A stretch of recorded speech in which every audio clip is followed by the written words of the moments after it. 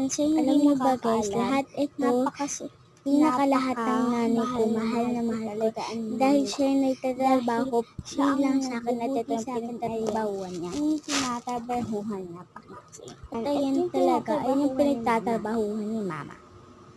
Ayun yung story. Guys, pinakalahat, ayoko lang na masaktan ako para kay mama. At hindi ko alam kung ba't mabuti kasi sa akin guys, nawala lang si Lola Bebe. Nagpalaki sa akin si Lola Baby pa ako. Namatay na kasi si Lola Bebe. Ikikwento ko lang sa inyo. Tungtuwa ako Namatay kasi si Lola Bebe.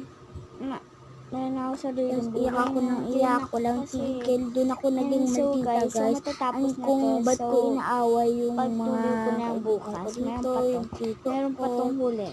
So guys, bye bye. Ayun na lang, meron pa to bukas part 2. Bye.